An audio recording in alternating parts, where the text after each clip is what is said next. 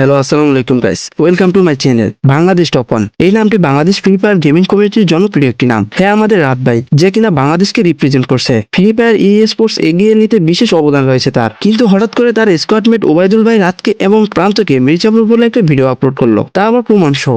আসলে কি Bangladesh top one Mirzapur বা চোর? চলুন সেটাকে বিশ্লেষণ করি। তো শুরুতেই আমরা ওবায়দুল ভাইয়ের দেওয়া অভিযোগগুলো শুনে নেই। আমি এখনো অবাক হয়ে আছি, তারা দুইজন আমার সাথে এত বড় মির্জাপুরি কিভাবে করতে পারে। বাংলাদেশ টপ ওয়ান স্কোয়াডের সাথে পরিচয় করাই দিছি কে?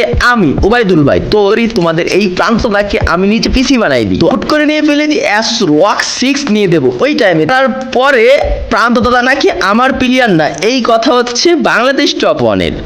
বাংলাদেশ টপ ওয়ান স্কোয়াডে খেলছে আর বাংলাদেশ টপ ওয়ানের প্লেয়ার নাকি হয়ে গেল প্রান্তদাতা। পর্যন্ত প্রান্তদাতাকে রাত নিজে বলে, রাত নিজে সরাসরি প্রান্তদাতাকে বলে, তুমি যদি ওবায়দুল ভাই স্কোয়াডে খেলো তাহলে তোমার সাথে আমি সম্পর্ক ক্লোজ করে দেবো, তোমার সাথে।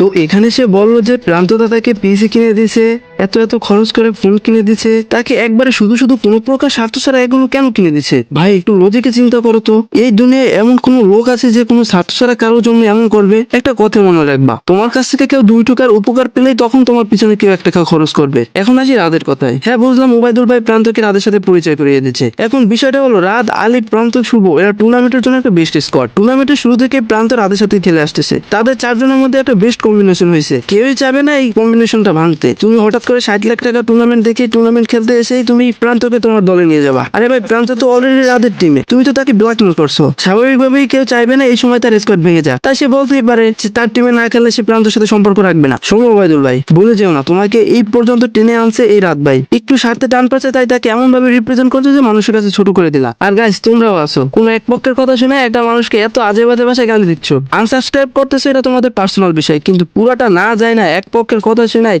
একটা মানুষের গালি দিয়ে তোমাদের বংশ পরিচয় দিও না। রাত অলরেডি তার রিসেন্ট ভিডিওর কমেন্টে বলে দিচ্ছে 1-2 দিনের মধ্যে সে সব প্রমাণ সহ ভিডিও নিয়ে আসবে। সুতরাং অপেক্ষা করেন, 2 পক্ষের কথা শুনেন, বুঝেন, তারপর কাউকে গালি দেন। সে হোক রাত বা ওবায়দুল, যার দোষ হবে তাকে গালি দেবে, কিন্তু 2 পক্ষের কথার আগে শুনে নেন ভাই। তাদের মধ্যে কে আসল উদ্দেশ্য জানতে হলে চ্যানেলটা সাবস্ক্রাইব করে পাশে থাকুন।